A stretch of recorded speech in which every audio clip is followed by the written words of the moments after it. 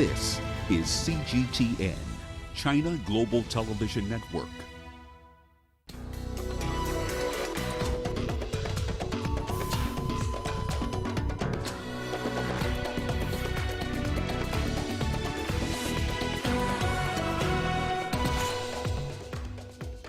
UK's Prince Philip's funeral to be held on April the 17th in a family service. Death toll in Sudan's West Darfur region rises to 137 as the UN calls for investigations. And the agony of Africa's COVID-19 vaccination journey prompts calls for urgent support.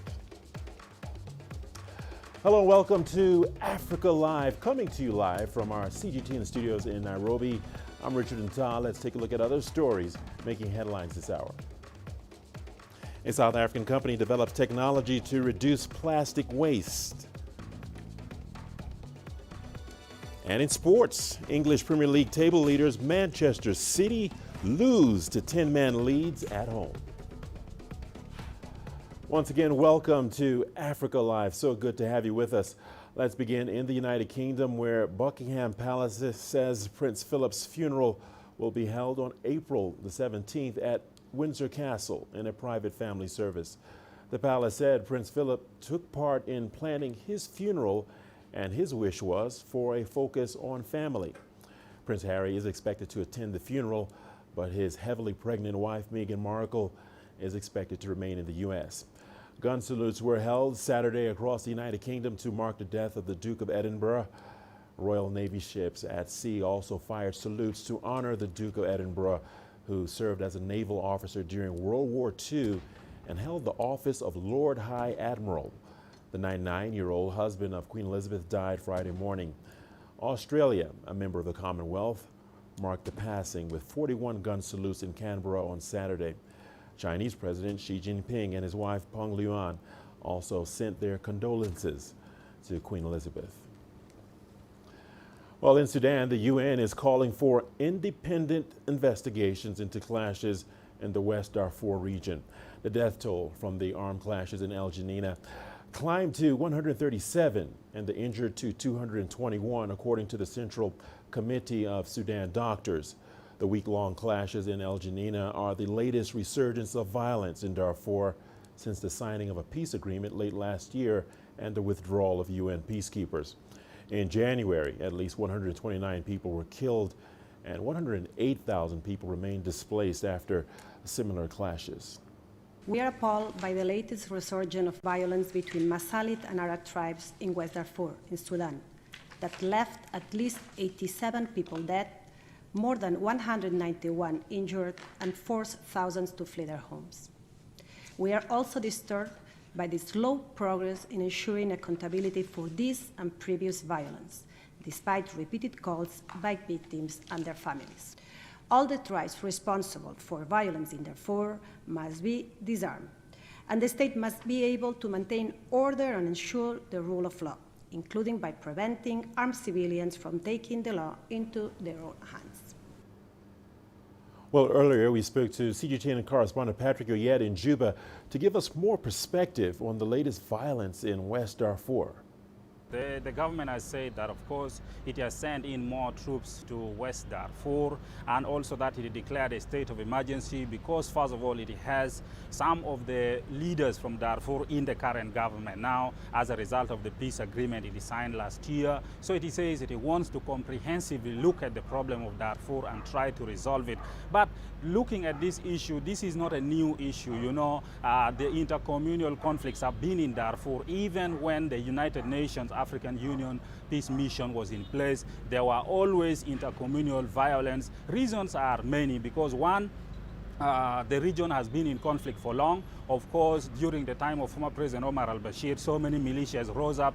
They were armed by the government. But also, this is a region that borders Chad. So some arms come from Chad because there is conflict in Chad. In the northern part of West Darfur, also there is Libya, which has had its own problem of insecurity. So many arms come into the hands of people who are unauthorized to have them. And then you have this problem of the Arabs and the non-Arabs. The Arabs are like the Rezigat, who are pastoralists. Then you have the non-Arabs, such as the Malith, who are actually farmers. So there is always conflict over pasture, water, and so forth. So for the government to really try to resolve this issue, it is going to take some time because it may need the whole region, it may need involvement of Libya and somehow involvement of Chad to end the problem. But the government says it is trying to address the problem comprehensively so that this kind of intercommunal violence don't continue.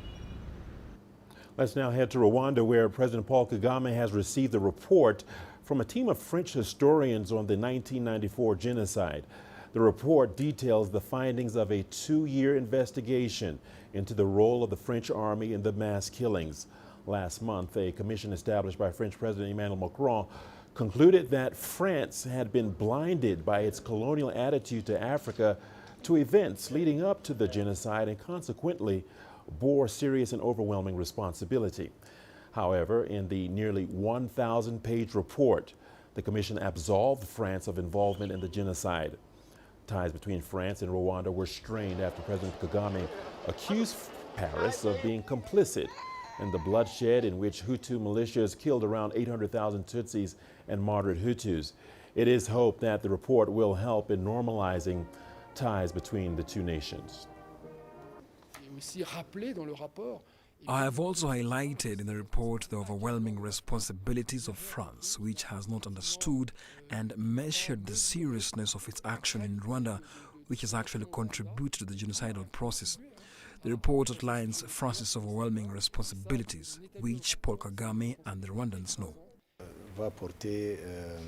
We believe that this is a commission rarely made by historians, examining the history of the years 1990 to 1994. And this complicity is a notion of right. Some will be able to go back and say whether there was a complicity or not. For us, the report is not the most important thing. The most important thing is that the historical truth that have been established, and on this basis, we can build a new relationship.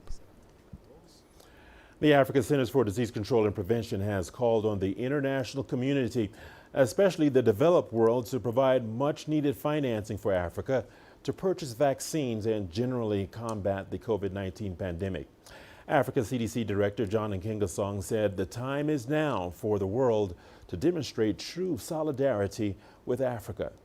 You all are aware of the conversation that is going on with international donors like the World Bank, the IMF on the special drawing rights, okay, and the AU, the UN Economic Commission on Africa. They are all working with the Ministers of Finance, the F-15, to really come to a common understanding that there is need for African countries to have access to the special drawing rights that will enable countries to have cash to support the vaccine acquisition and vaccination programs.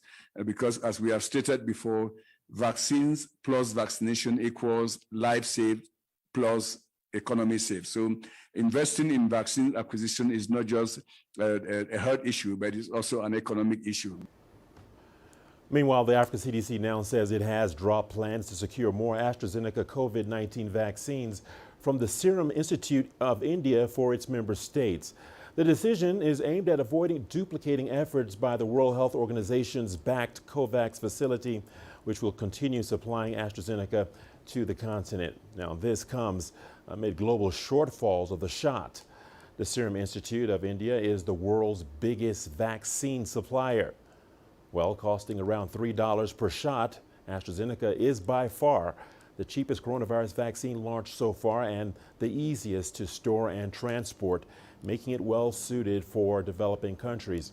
On Wednesday, European and British medicine regulators said they had found possible links between the vaccine and extremely rare cases of brain blood clots.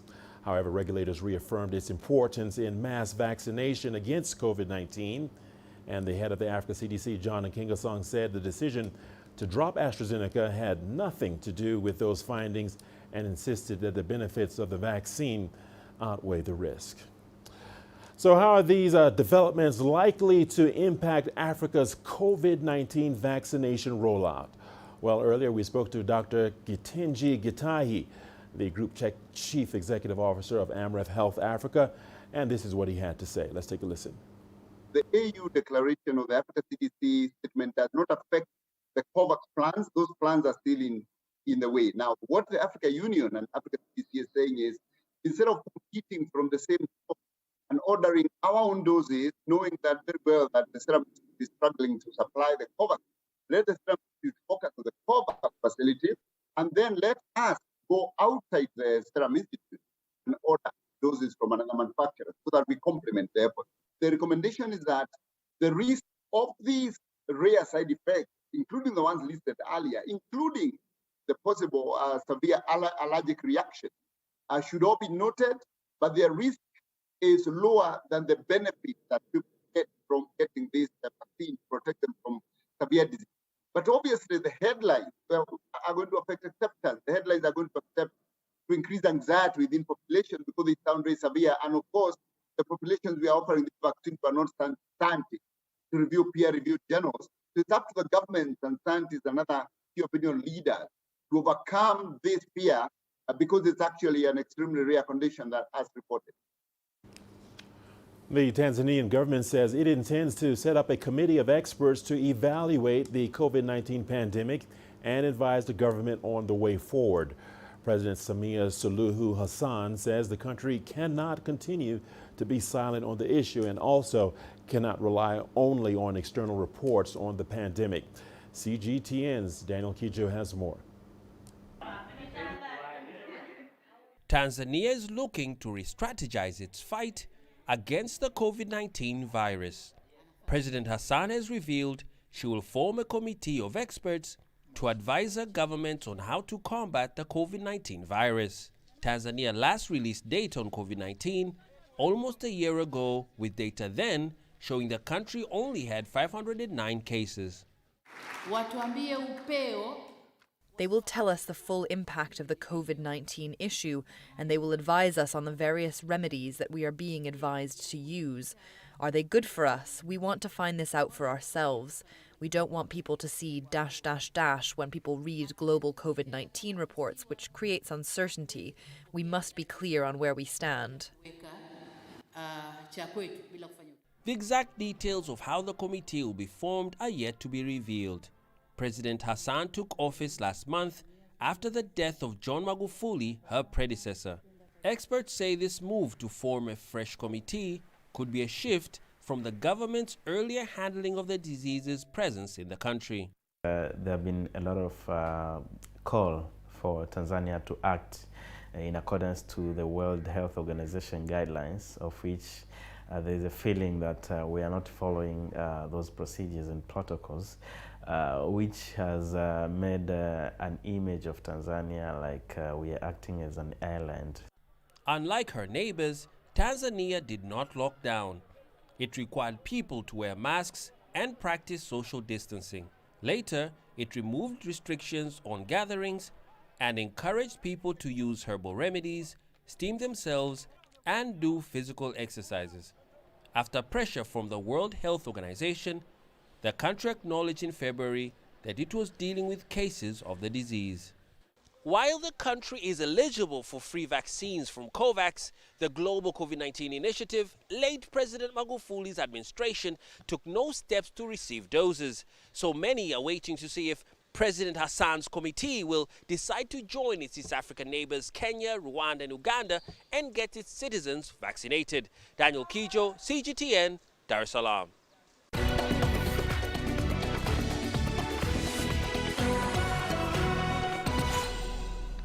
You're watching Africa Live. Thanks for sticking with us. We appreciate your company. Tunisian President Kais Saied is on a 3-day state visit to Egypt. It's the first official trip for Saied to Cairo. On Saturday, the two countries announced deepening ties in all fields. It's a significant progress in relations between the countries, which were tense under former Tunisian President Beji Said Essebsi. Here's Adel Al-Mahroui with more. Egypt has rolled out an elegant reception in the honor of Tunisian President Kais Saied in Cairo. Meeting between the two countries' leaders mark a new beginning after years of tension between the two nations over Libya and Egypt's crackdown on the Muslim Brotherhood, which has an active political party in Tunisia. Egyptian President Abdel Fattah el-Sisi announced a plan of comprehensive cooperation between the two nations in all fields and regional issues. بما يسهم Enriching the closeness between the two states and the two brotherly people is our aim, taking into consideration the common challenges that Egypt and Tunisia are facing, on top of which is achieving comprehensive development, facing negative foreign interference in the region, preventing restraints over national institutions, and fighting terrorism and extremism. The two leaders confirmed their identical stances in nearly all topics discussed in Cairo. They've also vowed to support one another in international gatherings, particularly with the UN Security Council. Tunisia is this year's Arab representative on the council, which Egypt will soon approach to discuss the failure of the Nile water talks. Concerning the fair distribution of water, Egypt's national security is our security. Egypt's stance on any international gathering will be our stance. We will not allow any tampering to Egypt's water security. Egypt is talking about a fair solution. Egypt and Tunisia used to support rival Libyan factions. For the first time since the conflict sparked in 2011, they both voiced support for the same leadership in Libya. They discussed means to support the unity government's mission to hold elections in their common neighbor. There has been like a tripartite presidential initiative to reach a comprehensive political settlement in Libya between Egypt, Algeria and Tunis. And I think that now Tunis have seen how Egypt played a vital role in this file. So it wants to like further combine efforts with Egypt to end, for example, or curb the foreign intervention in Libya, and also to combat like the militant groups. Boosting economic ties was an integral part of the talks. Both leaders expressed their desire to develop so they can be as strong as their political relations. Furthermore, President Sisi and President Said declared that 2021 and 2022 is going to be a year of Egyptian culture. Through it, the two nations hope to host popular events to strengthen ties between their people and spread a culture of tolerance to face extremism and terrorist ideologies, which the two leaders say their countries suffer from. Adel Mahroui, CGTN, Cairo. A South African biotechnology company has found a way to help deal with plastic pollution by inventing a bioplastic developed from sawdust and nanotechnology. CGTN's Yulisa Njamela has more. While plastic has many valuable uses, humanity has become addicted to single-use or disposable plastic with severe environmental consequences. According to the United Nations Environment Programme, around the world, at least 1 million plastic drinking bottles are purchased every minute, while up to 5 trillion single-use plastic bags are used worldwide every year. In total, half of all plastic produced is designed to be used only once and then thrown away. It's an issue that many are seeking solutions for. Johannesburg resident Tsepo Mangwili is one of those. He has developed dissolved bioplastic. Essentially, a bioplastic is a biodegradable plastic that is often made from renewable sources. So, for example, it could be made from corn, could be made from sawdust, or any other renewable resource. And dissolve is a bioplastic that is made from mainly sawdust, and then we extract nanoparticles from that. So these are essentially tiny small particles that come from the trees, and then we use that to create a plastic that, if it gets into contact with water for a specific amount of time, because we control how long it takes for it to dissolve, it dissolves completely back to its organic nature, as well as a bit of CO2 that comes out. Mangwili says his innovation will bring solutions to the plastic pollution issue, more so the problematic microplastic. A microplastic particle is any piece of plastic smaller than 5 millimeters. A new study in the journal Environmental Science and Technology indicates that an average person ingests up to 70,000 microplastics annually. The product is meant to solve two problems, essentially. One is the pollution problem in communities. I mean, most of our communities are filled with plastics. People just throw them around, and oftentimes children are playing in these streets where the plastics are filled. So for me personally, I've experienced that. So it's a huge problem that I would really like to solve, and that's why the plastic is dissolvable, but also biodegradable, so that we can get rid of that issue. But also to show people the harmful nature of plastics, so to make them aware of plastics, more especially to our health. because the injection of microplastics, most people don't know about that, but it's a huge disruptor of our hormone system. Mangwili developed dissolved plastic after 2 years of experimenting with waste biomass to manufacture different products. All this happened in his kitchen. We started creating a process for lignin extraction in the kitchen. Then from there, and after 2 or more fires, then came the bioplastics. So all of this process started off in the kitchen, and then I started outreaching to research institutions, mainly the CSIR, so that's the Council for Scientific and Industrial Research, and then they started helping with using some of their smaller machinery to start experimenting with our bioplastic. This young entrepreneur says the biggest challenge that he's facing now is how to access capital in order to commercialize his product. Yudisa Njamala for CGTN in Johannesburg, South Africa. A delivery company in the Democratic Republic of Congo is helping transform the country's transport sector by launching a service that's run exclusively by women. The women riders from the UBiz delivery use electric tricycles to supply a range of goods across the capital, Kinshasa. CGTN's Chris Ochemringa has that story.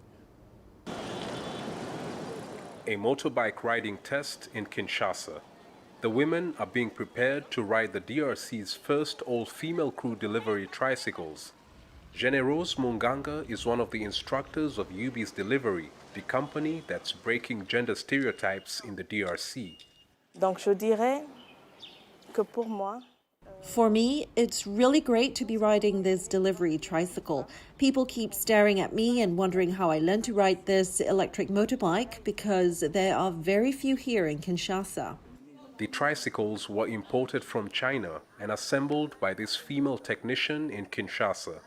She believes women have all it takes to do jobs that have traditionally been done by men. dans mon avis, le travail des hommes, il n'y en a pas. There is no job that is exclusive for men. Women can do the same work as men. We only need the opportunity. We are all human beings. On a le droit de travailler. The tricycles are a faster way of getting around the city's heavy traffic. These ladies deliver everything from groceries to office equipment in these tricycles. Their mastery of navigating the city's busy traffic has won them admiration from some of the locals. The delivery service is the latest business expansion of UBiz Cabs, a female taxi company operating in Kinshasa. The company was started 3 years ago by Congolese entrepreneur Patricia Nta.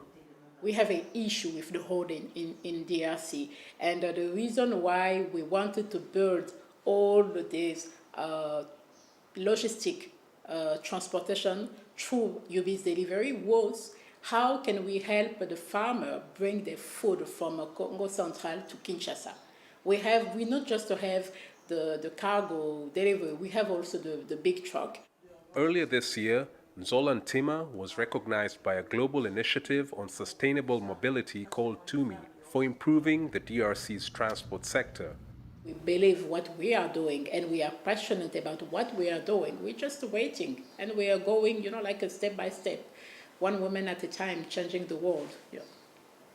She's an ardent feminist whose dream of employing women in a male-dominated sector has become a reality. Her company has offered employment to many women, and that has empowered them to become financially independent, allowing them to pursue their dreams. Chris Ochamringa, CGTN, Kinshasa, Democratic Republic of Congo.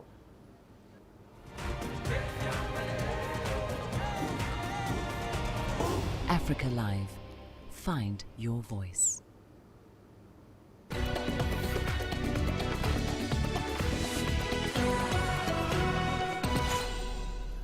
Welcome into Sport on Africa Live, and to the English Premier League we go, where 10-man Leeds United have stunned Manchester City 2-1 at the Etihad Stadium. Can you believe it? Stuart Dallas gave the visitors a surprise lead 3 minutes before the break with a low shot that went in off the inside of the post. However, the dismissal of skipper Liam Cooper just before the break appeared to have given the visitors an impossible task. City dominated the second half, but was unable to capitalize on their one-man advantage until the 76th minute for their equalizer through Ferran Torres. Leeds came up with the winner as Dallas ran on to Ejian Alioski's through ball, doubling his tally and giving Leeds the victory. Now, elsewhere in East Africa, Kenya's sports ministry have begun a nationwide COVID-19 vaccination program.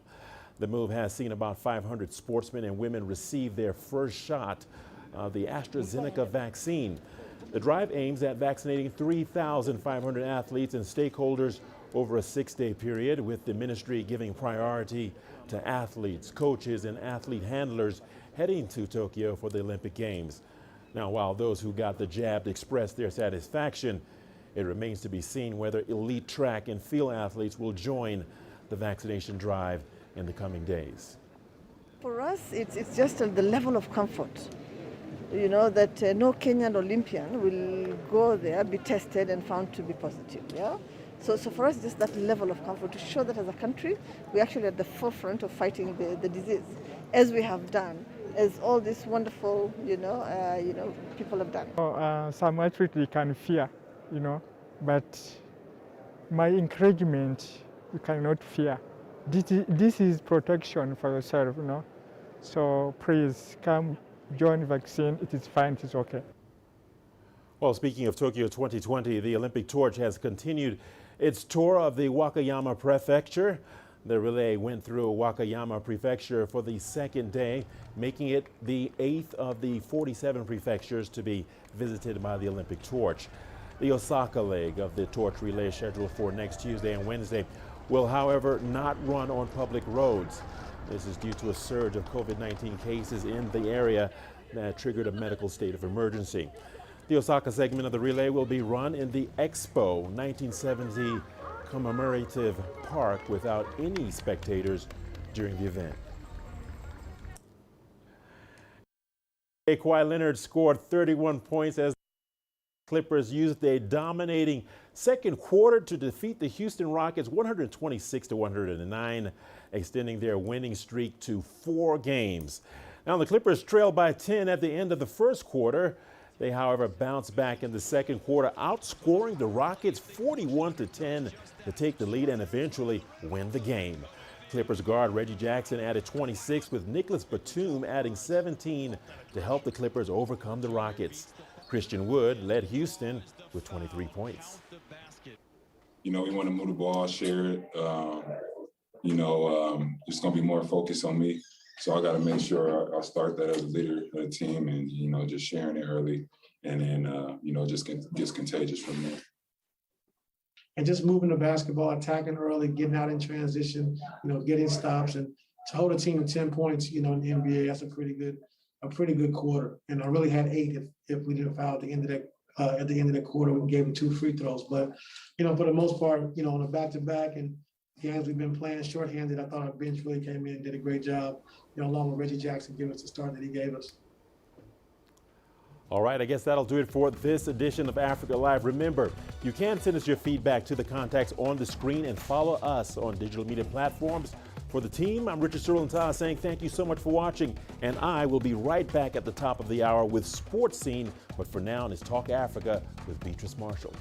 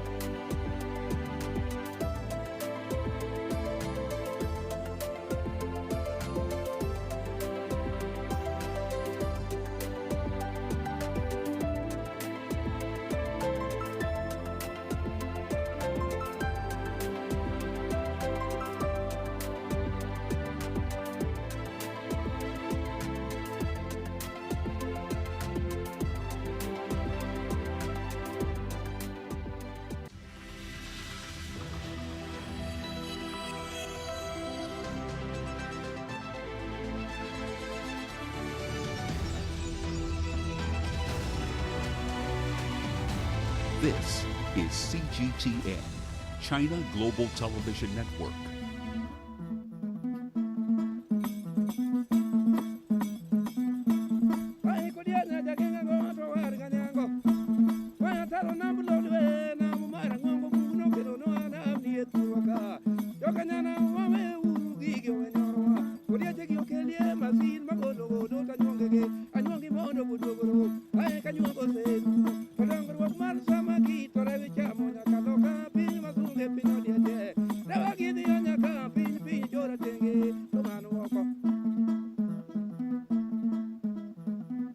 The Lake Victoria Basin covers an area of almost 200,000 square kilometers and is central to the ecosystem of the East African region. Lake Victoria itself is the second largest freshwater lake in the world and also forms the mouth of the White Nile. Now, for thousands of years, populations in Kenya, Tanzania, and Uganda have called the banks of this great lake home. In addition to being a major source of their livelihoods, the local peoples here also have a deep cultural and spiritual connection to the lake.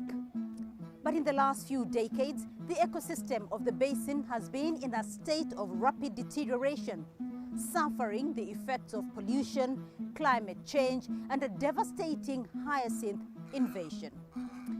This week on Talk Africa, we spend a day by Africa's largest lake, explore some of its history, and take a look at some of the issues that are affecting it today. I'm Beatrice Marshall from the shores of Lake Victoria. Welcome to Talk Africa.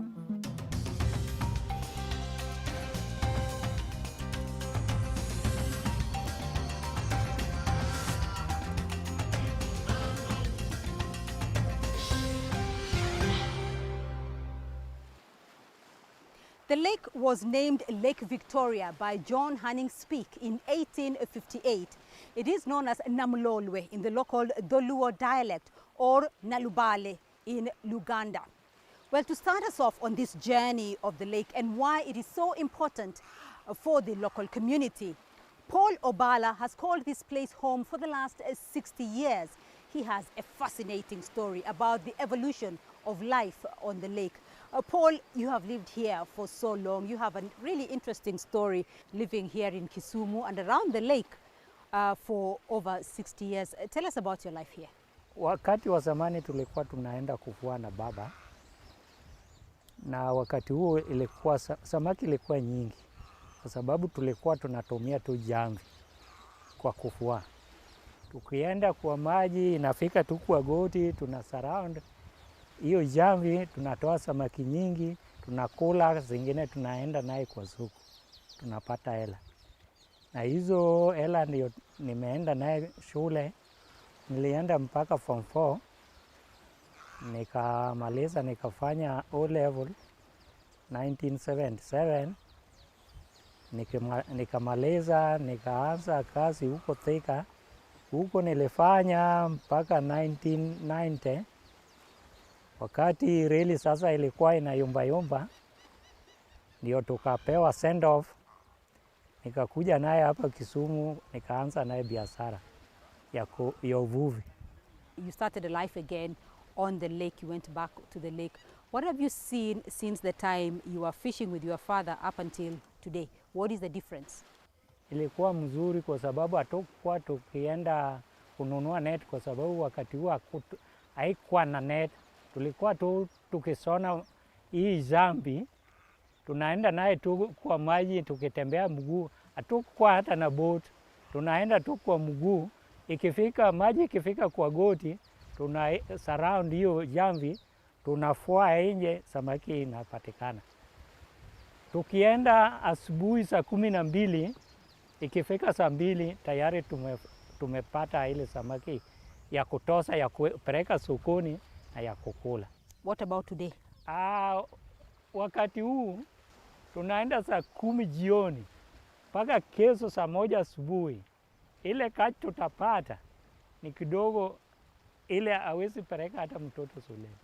So what sort of challenges are you finding in your fishing? Because I'm also seeing that the boats that you are using are still you know, very traditional boats. What sort of challenges are you facing in your venture? The challenge, one challenge is because there is no fish. The second one, we as fishermen, even loans we are not to get. That's why we are poor. When you look at the situation today, how long do you think this lake is going to continue providing you with a livelihood? Kama ni nyingi ni mwaka tatu ine tu inakuja. Imebaki tu maji ya kuoga. What do you see as the problem? Like, why has the fish become so depleted over the years? Ni hii jams inatoka kwa factories, and again kuna unajua government walikuwa wanafunga bahari kwa 6 months in a year. Watu wanafua 6 months in a ban, lakini hiyo sheria walivuta. Sasa siku hizi tunaenda through mchana usiku from January up to December. Sasa masamaki imeisha. Thank you very much, Paul. Well, Lake Victoria is still central to the livelihoods of many who live by its banks. Fishermen today still ply these waters to catch fish for sale as well as feed their families. But as we've just heard from Mzee Paul, it is becoming increasingly difficult. Fishermen have to go further out because of overfishing, the hyacinth scourge, and also because of the increasing levels of pollution in the lake and its environs. Well, Paul Diddy has fished these lakes since he was a boy and is going to take us on a boat to the present-day fishing grounds.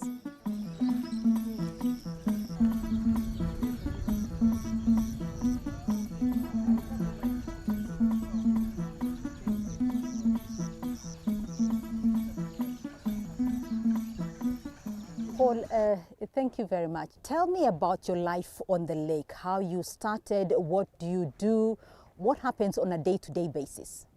I've been fishing for around 10 years. So I started fishing by going with my father in the lake. So my father taught me how to fish. When we go to fish, always, you usually get fish and then we sell for us to earn something. How much? Like for 500 daily. So compare for me when you started, how much fish you used to get when you started and how much fish you are getting now. So that, I mean, now you cannot even afford the equipment. So long, when I started fishing, we used to get around, we used to catch the big fish, like around 80 kgs. That's one fish. Now saizi unapata kama samaki haziko kwa lake saizi. Haziko because kuna wenye wanatumia the wrong method of fishing. They're using the small nets. So to get your fish today, now, how far do you have to go?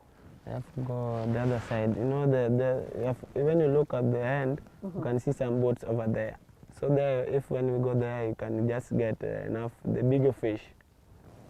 So the deeper places where we can get the bigger fish. How far is it from the shore? It's like 200 kilometers from here. How long does it take you? Like 3 hours. So I see your boat is leaking. It has a lot of water, you know. I have to keep getting the water out because otherwise I will be sitting in water throughout the whole time. So tell me about your boat, why it looks like the way it looks. So because of there's no fish, so we can't get enough money to repair the boat. This boat is 8 years old. Hizi boat zote lazima zilink hivi. Zote? Zote. Sasa hii huwa una repair wakati gani? After 5 years. Alafu unatoa hizi and then una replace. Kama zingine kama hii, hii nayo bado iko strong. Sasa unatoa hizi ziko na crack hivi. Unatoa una replace na the new ones. What sort of challenges are you seeing now, you know, during your work as a fisherman? What kind of challenges do you face? We have this what we call water hyacinth. Water hyacinth, kama water hyacinth zimekuja, zinabeba samaki zote zinarudi nayo. And then zinaharibu net zetu pia. Yeah. Sasa unaweza weka net yako hapa, then kesho kama umerudi, unapata kama net yako haiko. Sasa hiyo water hyacinth inabeba hiyo net inaenda nayo. Yeah, because the water hyacinth zina move na upepo. Hazikui one place. Yes. How long do you think it's going to be conducive to continue fishing? Future ya hii Lake Victoria. Nowadays, if like now there's no fish, so now we are doing boat riding. Tunapeleka wageni. Sasa hiyo ndio kazi yenye tunafanya hapa sasa. Sasa hiyo boat riding peke yake na hiyo kupeleka watu kwa lake na boat, hizi motorist boat. Na umejua hizi motorist boat pia zinatumia petroli. Sasa hiyo inaleta effect na fish samaki zinakuwa affected. Na hiyo because engines zinatumia oil na petrol. Na hizo ndio water pollution. What would you like the authorities or what would you like the government to do to help the fishermen here? So government anafaa wafunge lake for like 3 months ili samaki zigrow. Alafu waambie watu wavuvi wanunue net yao mzuri and then wakuwe na life jackets ili umejua kama umeanguka kwa lake, this jacket can help me to float on top of the water for me not to die. Paul, thank you so much, and what an interesting life you've had here on Lake Victoria. We'll let you get on with the rest of your day. For now, we're going to take a short break, and when we come back, we'll continue with our journey by Africa's largest lake. Stay with us.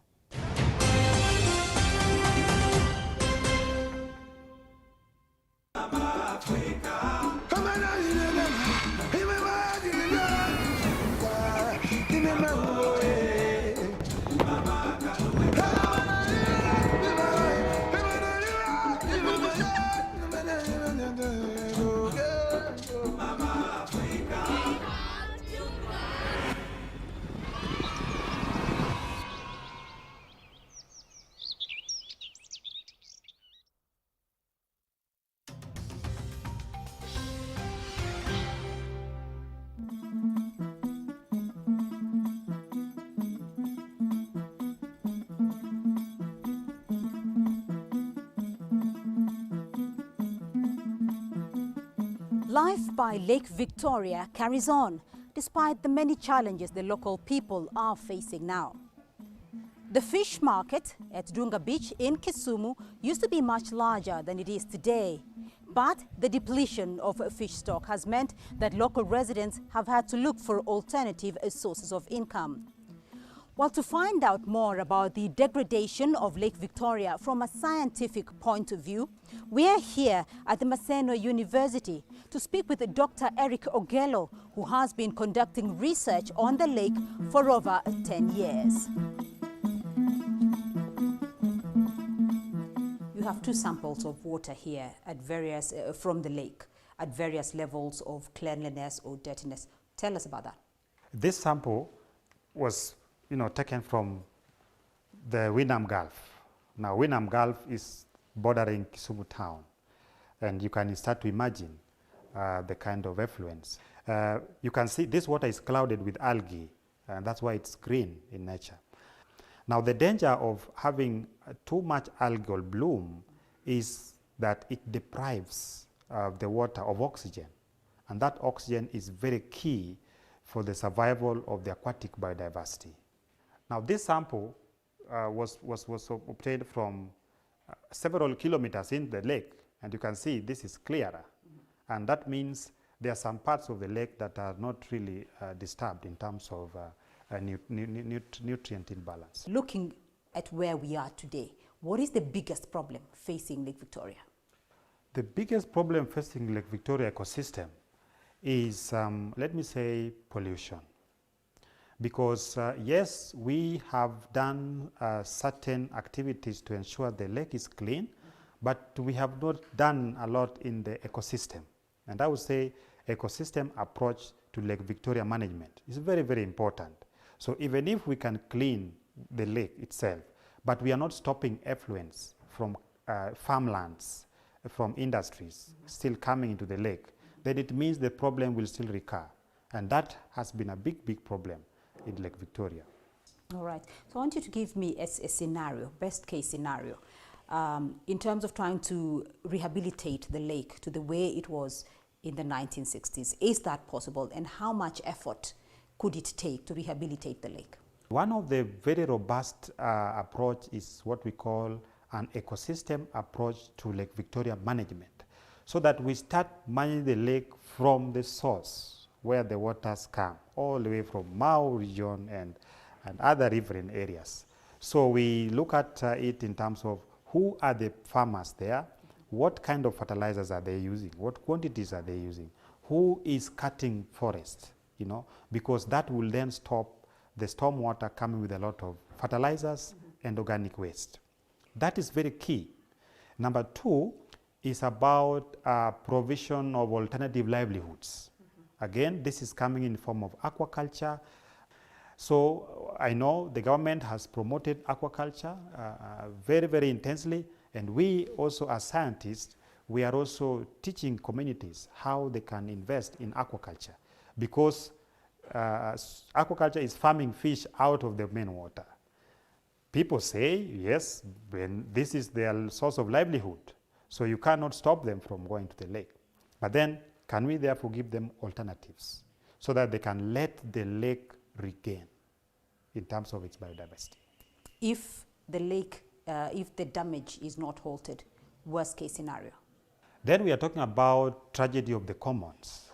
Remember, if you don't care, I don't care, and he doesn't care, the ecosystem will collapse, definitely. Because we are talking about less than 10 species of fish in the lake, all the way from 300 species in a span of 3 decades. So that's a very worrying trend. If we continue like that, maybe in the next 10 or 20 years or so, we are going to have a barren lake or a desert lake. All right, Dr. Ogello, thank you very much.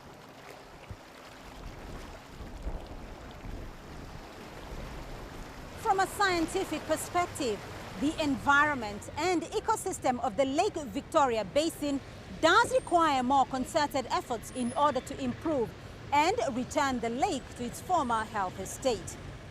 Well, let's find out what the county government of Kisumu is doing to ensure it does not get worse, and what efforts are being put in place to help the local community. We've talked to a lot of people and they have their sentiments about the lake, but perhaps I'd like first to hear it from you. What is your impression of Lake Victoria? Well, my impression of Lake Victoria is that it's a lake that has been used in the past for maritime transport and fishing, mainly. As years passed by, agricultural production on land intensified, especially through sugarcane growing and the sugar industries that came upstream. All these led to the emitting of a lot of affluence into the lake for many years. When hyacinth first appeared on the lake, you know, hyacinth, a weed that grows on water as a result of affluence. And because nothing was done for a long time, it increased. Fortunately, since I became governor, the Kenyan government came forth and started reviving the port, dredging the port, cleaning the port, and resuming maritime transport, especially through MV Uhuru. And because of that cleanup of the port and getting rid of people who are washing cars in water and other businesses, the port started becoming clean. Okay. And it's very interesting that after a very short period of time, we saw the effect. So when you look at the rehabilitation efforts that have been done since, as you mentioned, you became governor, and all this is going back to 1987, all the interagency collaborations, what percentage would you say Lake Victoria has achieved in terms of rehabilitation? Although we still have a lot of work to do, I would say that the rehabilitation work is about 40% done, because we still have a lot to do. We still have a lot to do in the sense that in the riparian land where people encroached and put up houses and businesses and so on, that itself is not good for the lake. because that has part and parcel of the ecological life of the lake.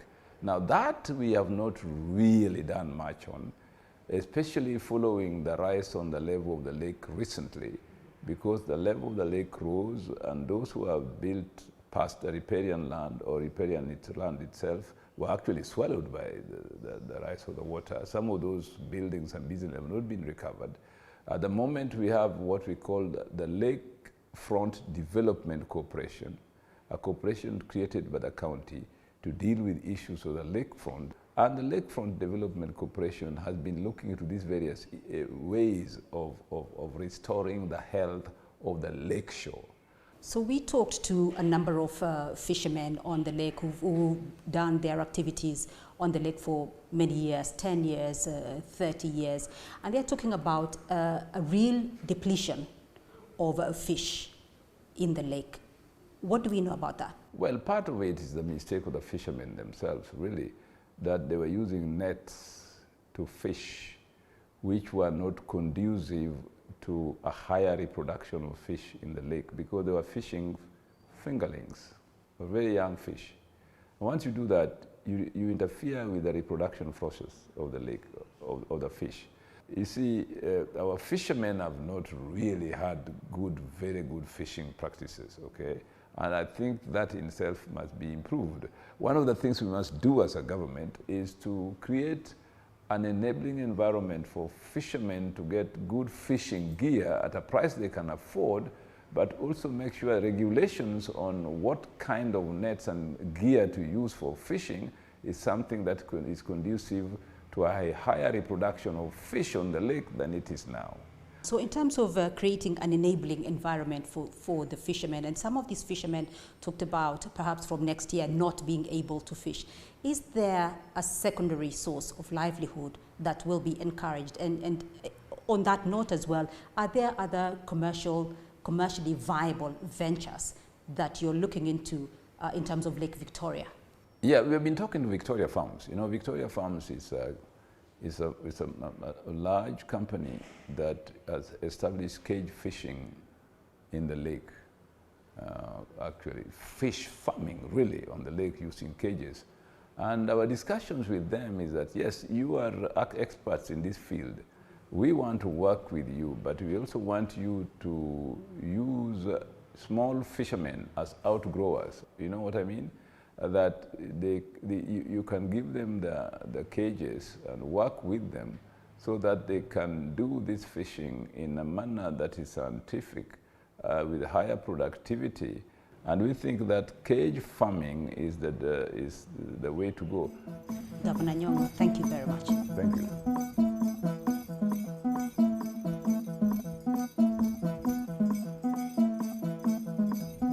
Aside from government efforts, there are non-governmental organizations working in the region to try and reverse the environmental challenges the local people are facing, and also teach them ways they can improve on their lives.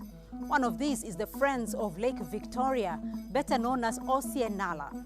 We caught up with its Deputy Director, Dr. Godfrey Ogonda, to tell us more. Dr. Ogonda, thank you. Now, I'm looking for an explanation to what this is, because when I walked into the compound, I thought it was grass, but it is actually a water mass with some green plant on top of it. What is this? Yeah, this is what we call algae.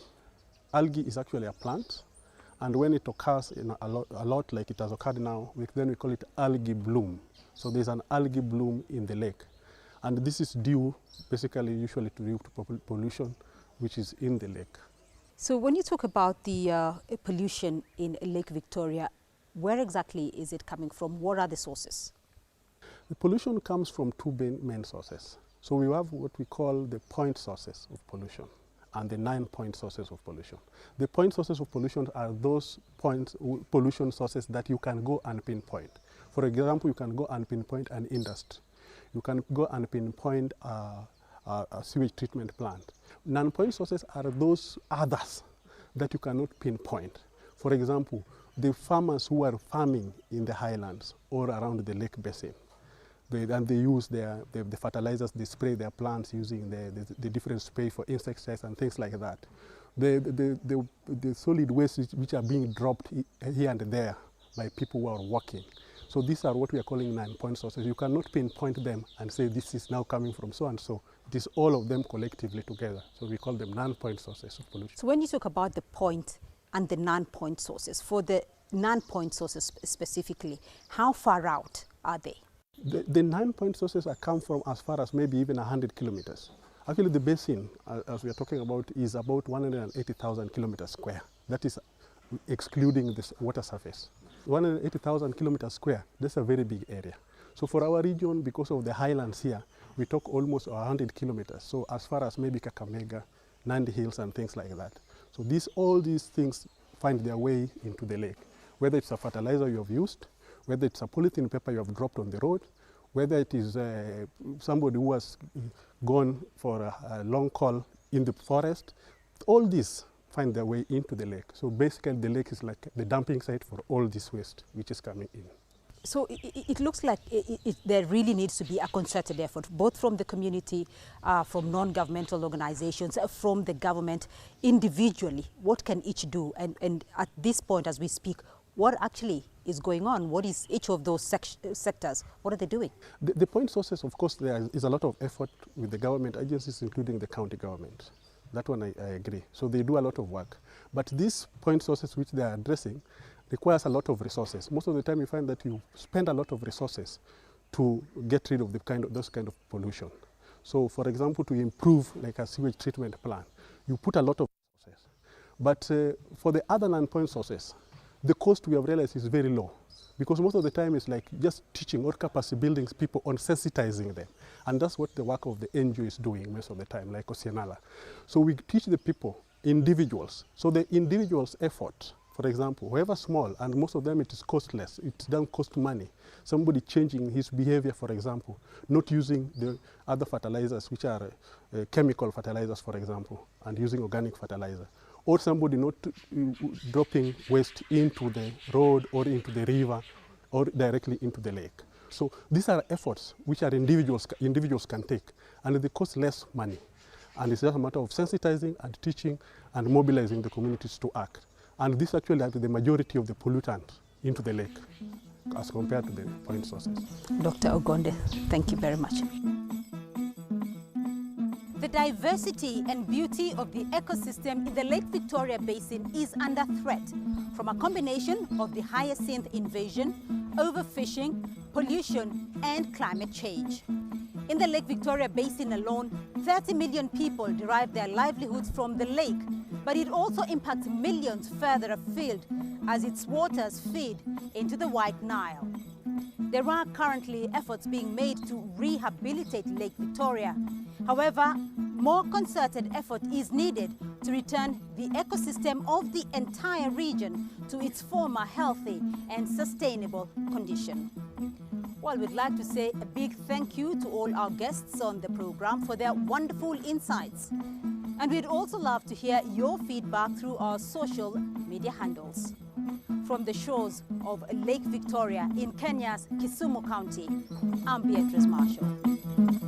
Kutanga unokono muga namnie tiembwa manamu tingo mwado madongo namnyo tingo tilapia ne tingo kora muta to tingo gomena to mungu bende nikulo enie chimo majudu makonyo ganda maludu to diza kugola ngamabe